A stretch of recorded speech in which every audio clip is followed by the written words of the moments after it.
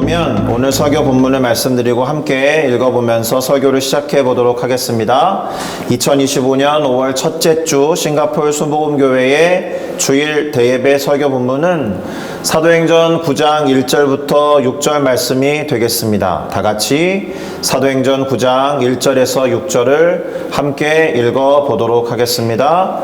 사울이 주의 제자들에 대하여 여전히 위협과 살기가 등등하여 대제사장에게 가서 다메섹 여러 회당에 가져갈 공문을 청하니 이는 만일 그 도를 따르는 사람을 만나면 남녀를 막론하고 결박하여 예루살렘으로 잡아오려 함이라. 사울이 길을 가다가 다메섹에 가까이 이르더니 호련히 하늘로부터 빛이 그를 둘러 비추는지라. 땅에 엎드러져 들음에 소리가 있어 이르시되 사울아 사울아 네가 어찌하여 나를 박해하느냐 하시거늘 대답하되 주여 누구시니까? 이르되 나는 네가 박해하는 예수라. 너는 일어나 시내로 들어가라. 네가 행할 것을 내게 이를 자가 있느니라 하시니. 아멘. 자, 저는 방금 우리가 함께 읽어본 이 사도행전 9장 1절부터 6절을 가지고 모두를 당황스럽게 한 변화, 이와 같은 제목으로 잠시 말씀을 전하고 함께 기도하며 결단하는 시간을 가짐으로써 우리에게 주신 새로운 한 주간을 말씀에 따라 승리하며 나아가기를 바라고 소망해 보겠습니다. 자, 제가 이전에 그런 말씀을 드린 바가 있습니다. 방향을 모르면 우리는 방황을 하게 된다라는 말. 제가 기억에 한 최소 3-4번은 한 것 같습니다. 그런데 방향을 몰라서 방황을 하는 사람의 성품이 대단히 열정적이고, 그리고 매사에 열심이라고 하면 그가 하는 방황마저도 대단히 열심히 하는 방황, 그리고 대단히 열정적으로 하는 방황이 되지 않겠습니까?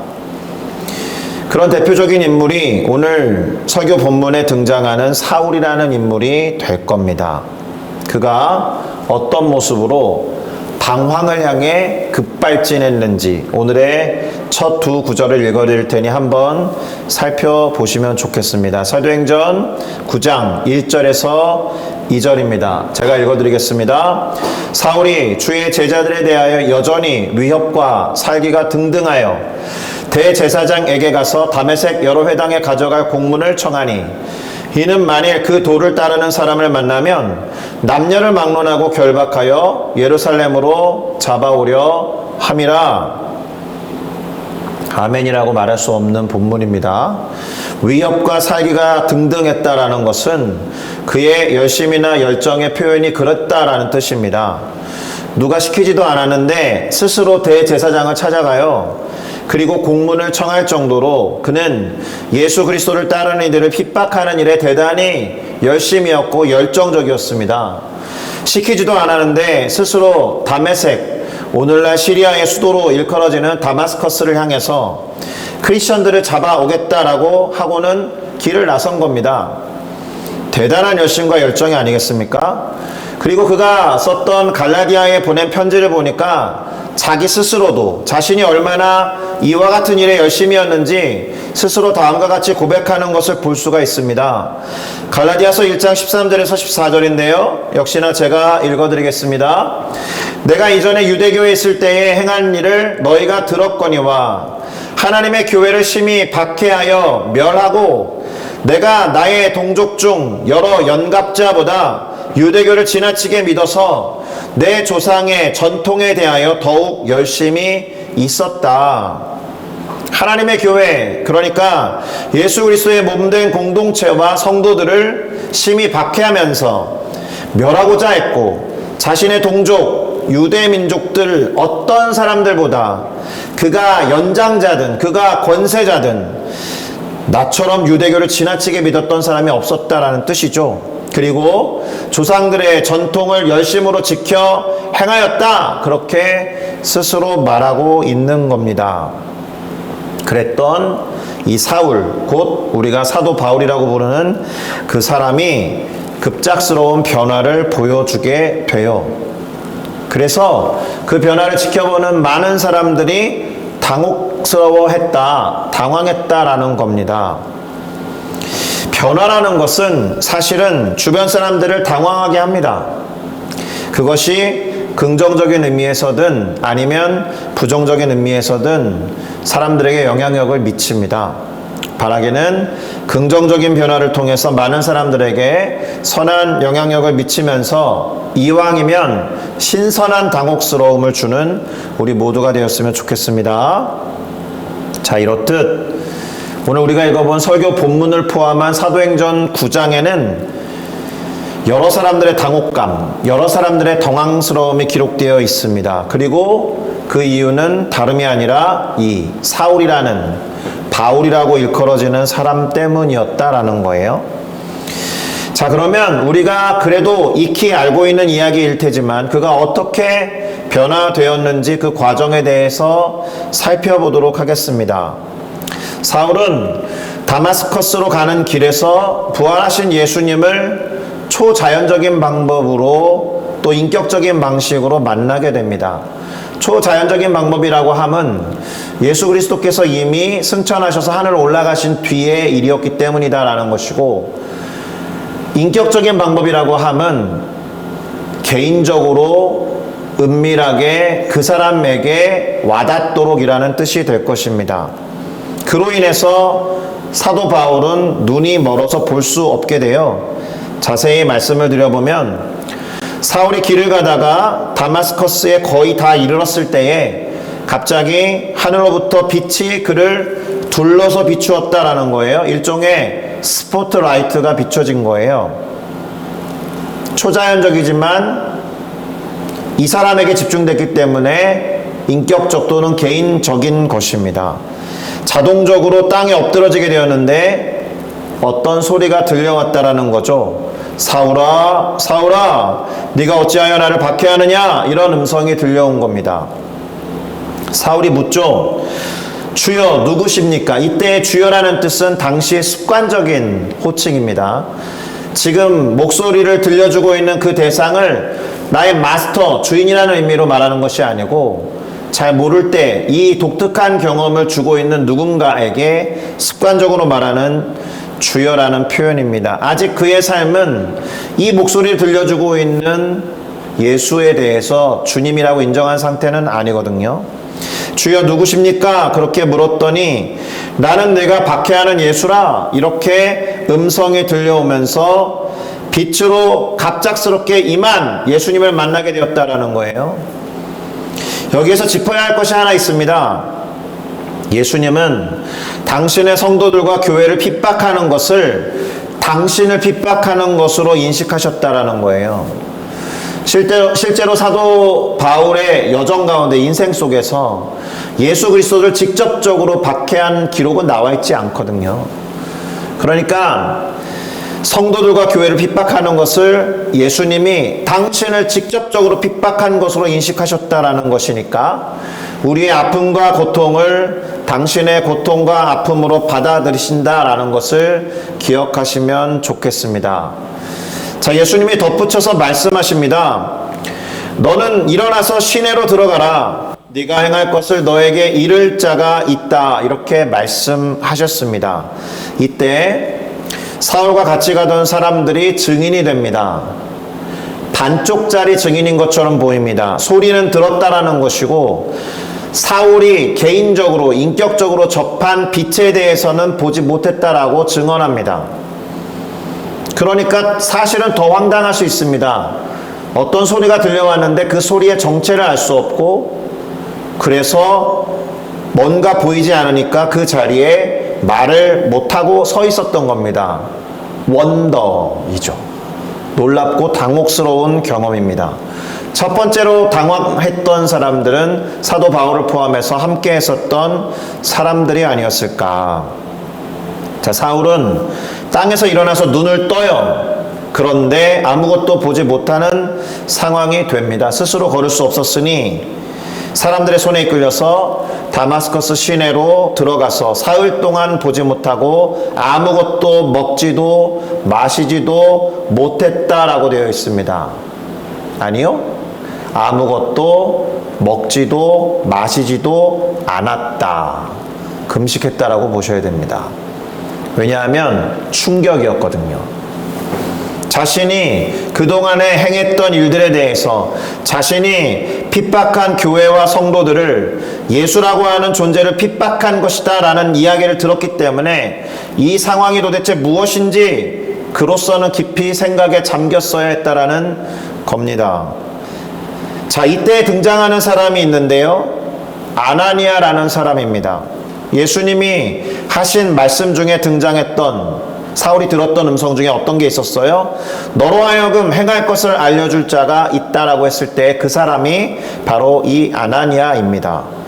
사울을 만나서 안수하고 그로 하여금 다시 보게 해야 하는 아나니아였던 거예요. 자, 그러면 아나니아에 관한 이야기를 또 잠시 들려드리겠습니다. 그때 그러니까 사울이 다마스커스로 가면서 이와 같은 초자연적인 일을 경험할 때 아나니아라는 제자가 다마스커스에 이미 있었습니다.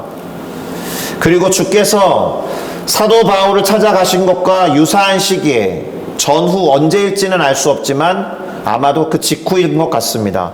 환상 중에 아나니아를 부르십니다. 아나니아야, 대답합니다. 주여, 제가 여기 있습니다. 이 사람이 말한 주는 마스터로서의 주가 맞습니다. 이때는 예수 그리스도를 주인으로 인정한 사람의 주여입니다. 제가 여기 있습니다. 주님이 말씀하십니다. 일어나서 직가라고 하는 거리로 가라. 거기에 가면 유다라는 사람의 집이 있을 텐데 그 집에 들어가면 5 사람 사울이 있을 거다. 그를 찾아보아라. 그는 지금 기도하는 중에 있다. 제가 좀 전에 먹는 것과 마시는 것을 하지 못하고가 아니라 하지 않았다라고 생각한 이유가 여기에 있습니다. 지금 이 사울은 기도하면서 금식하고 있는 거예요. 깊이 생각하면서 자신의 경험에 대해서 지금 곱씹고 있는 겁니다. 자, 그도 바울도 또는 사울도 이 아나니아라는 사람이 찾아올 것을 알고 있었다라고 주님 말씀하십니다. 아나니아가 안수해서 다시 보게 할 것을 사울이 알고 있었다라는 겁니다. 자, 이와 같은 말을 들었을 아나니아는 어땠을까요? 2번째로 당황한 사람이 아나니아일 겁니다. 상당히 당혹스러웠고 난처했을 겁니다. 왜요?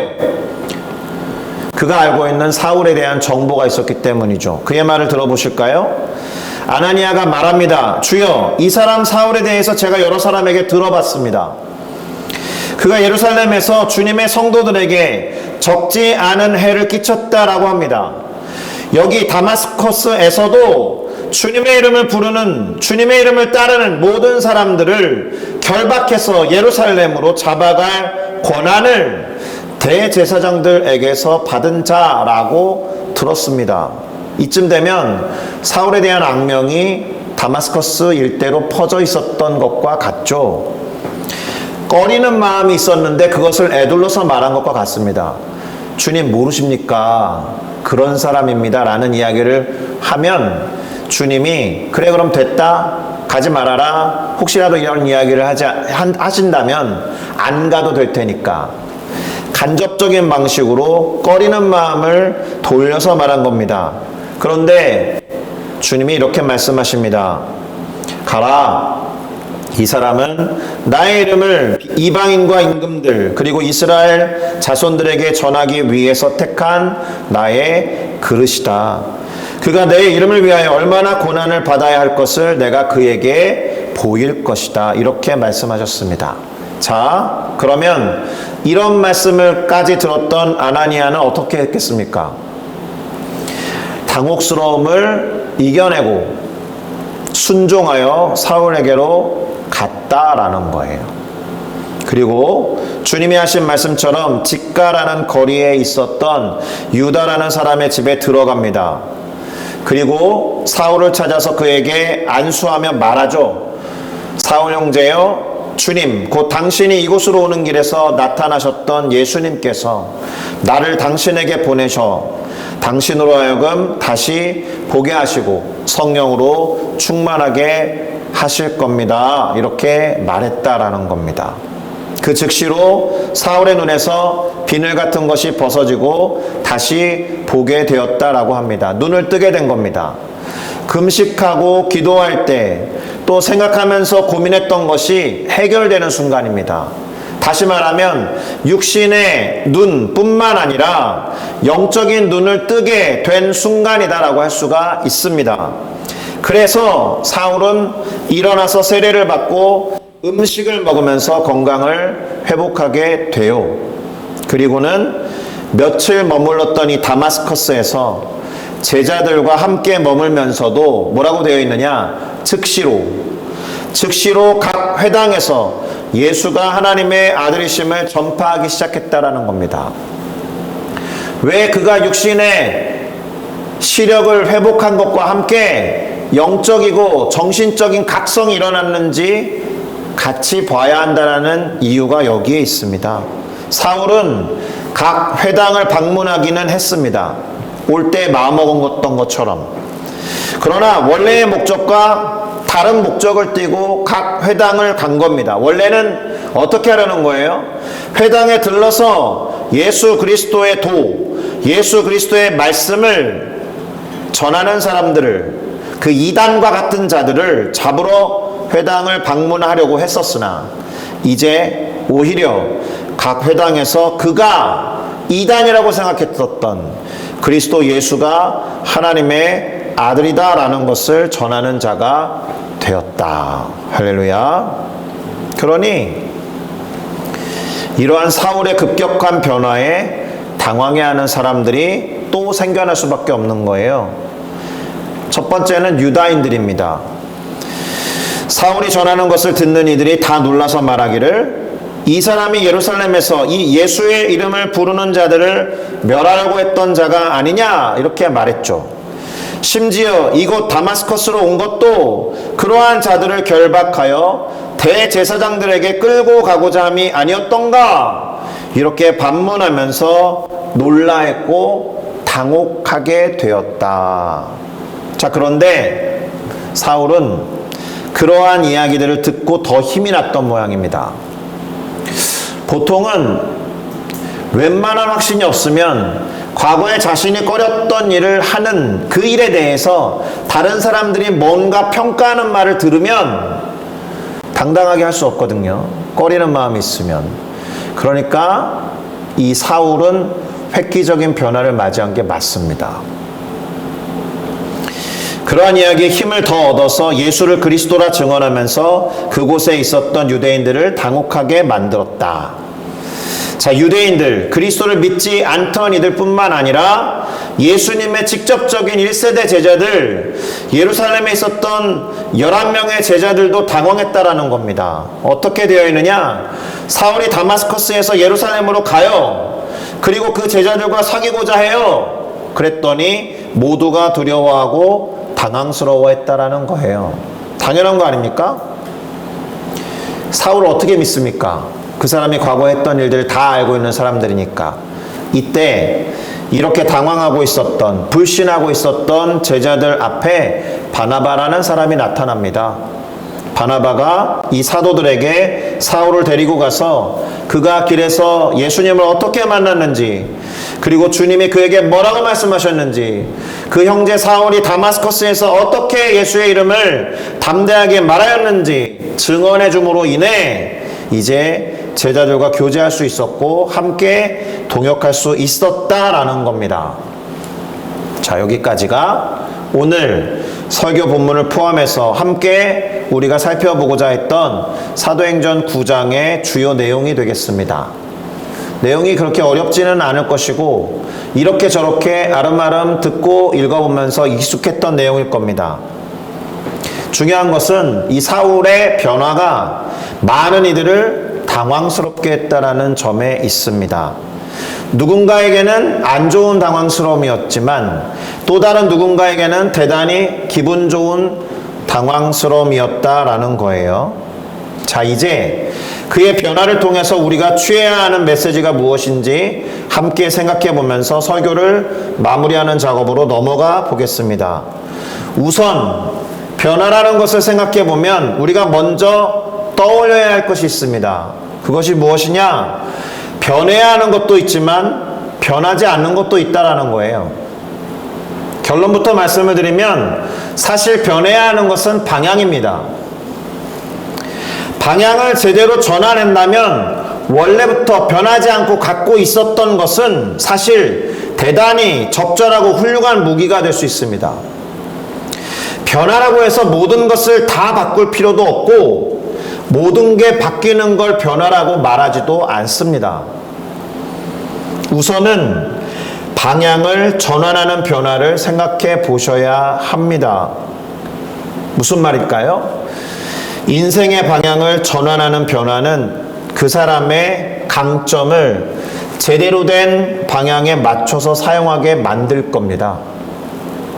변화하는 가운데에서도 변화되지 않는 것이 있다라는 것을 잘 기억하시면서 그것들을 제대로 된 방향으로 활용하는 것이 변화를 올바른 방향으로 극대화시키는 방법이 될 거다라는 것을 아셔야 할 겁니다. 이런 이야기를 먼저 해보겠습니다. 우리 하나님은 누군가를 지으시고 이 땅에 보내실 때에 그 사람이 이 세상을 살아갈 때 활용할 수 있는 여러 가지 것들을 성격이란 이름으로, 성품이란 이름으로, 재능이나 은사와 달란트와 같은 모습으로 가득 담아서 보내십니다. 도대체 그것이 무엇이지 모를 때가 있겠지만 하나님은 한 영혼도 대충 만들어서 던져 놓으시는 분이 아니기 때문에 분명히 그러한 여러 가지 것들을 담아서 이 땅에 보내주셨을 겁니다. 그렇게 되면 고려해야 될 게 무엇이냐?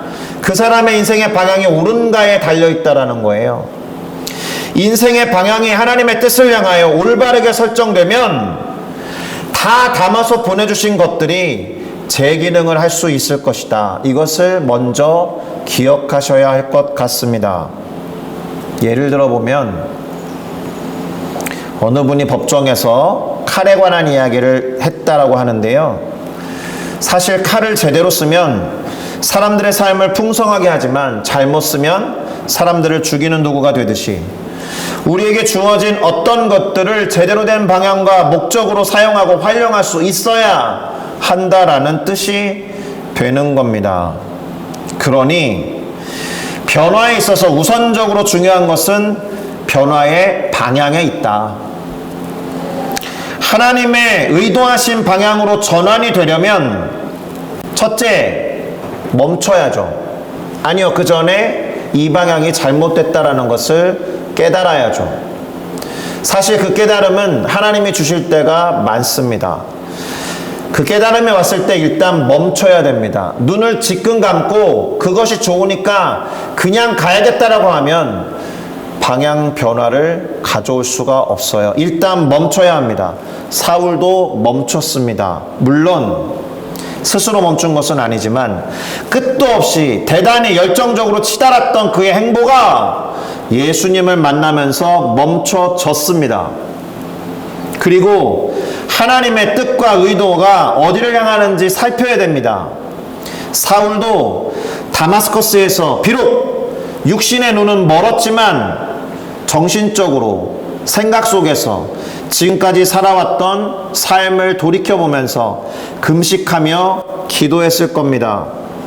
그리고는 갖고 있는 모든 것을 총동원해서 수정된 방향으로 나아가야 하는 겁니다. 사울이 즉시로 회당에 가서 예수가 하나님의 아들이다 라고 전한 것, 그렇게 선포했던 것과 마찬가지로, 할렐루야.